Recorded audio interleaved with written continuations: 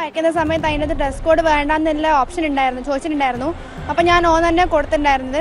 പക്ഷെ ഇവിടെ വന്ന് ഇവർ ഡ്രസ് കോഡിൻ്റെ കാര്യങ്ങളൊക്കെ പറഞ്ഞു, മൊത്തം ഡ്രസ്സെല്ലാം മാറ്റി.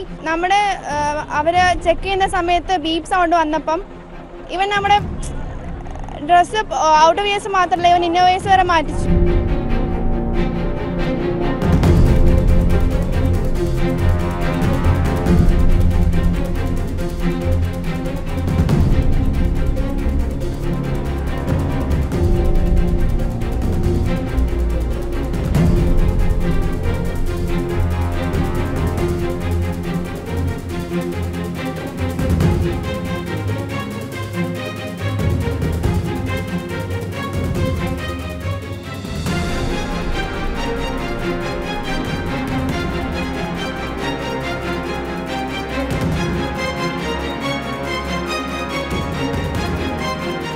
പതിനെട്ട് 19 വയസ്സ് പ്രായമായ പെൺകുട്ടികളാണ് ഈ സ്കൂളിൽ എക്സാം എഴുതുന്നത്. അപ്പോൾ എൻ്റെ മോള് അകത്ത് കടന്ന ഉടനെ തന്നെ അവളുണ്ട് തിരിച്ചു വരുമ്പോൾ കയ്യിൽ ഇന്നർ കൂടിയുണ്ട്.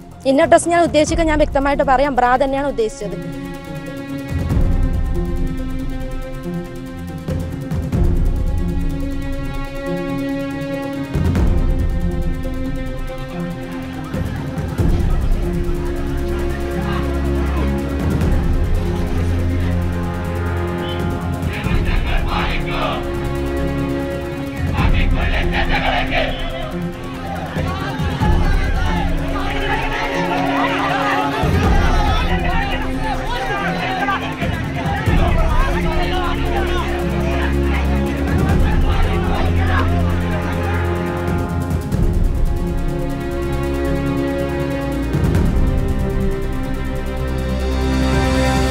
ഞായറാഴ്ച കണ്ണൂരിലെ ഒരു എൻട്രൻസ് പരീക്ഷയ്ക്ക് മകളെയും കൊണ്ട് പോയിരുന്നു.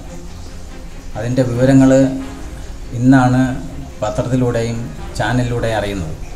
നടക്കാൻ പാടില്ലാത്ത പല കാര്യങ്ങളുമാണ് അവിടെ നടന്നത്. ഇത് ആരറിഞ്ഞ് ചെയ്തതാണ് ആരറിയാതെ ചെയ്തതാണെന്ന് അറിയില്ല.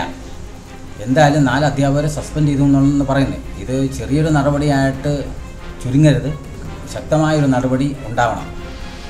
പിള്ളേർക്ക് ഇനിയും പഠിക്കാനുള്ളതാണ്, പരീക്ഷ എഴുതാനുള്ള ഒരു ആത്മവിശ്വാസമൊക്കെ അവർക്ക് ഉണ്ടാവണം.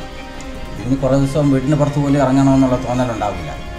അതുകൊണ്ട് ഈ അവസ്ഥയ്ക്ക് ഒരു മാറ്റം വരുത്തിയേ പറ്റൂ, ശക്തമായ നടപടി ഉണ്ടായേ പറ്റൂ.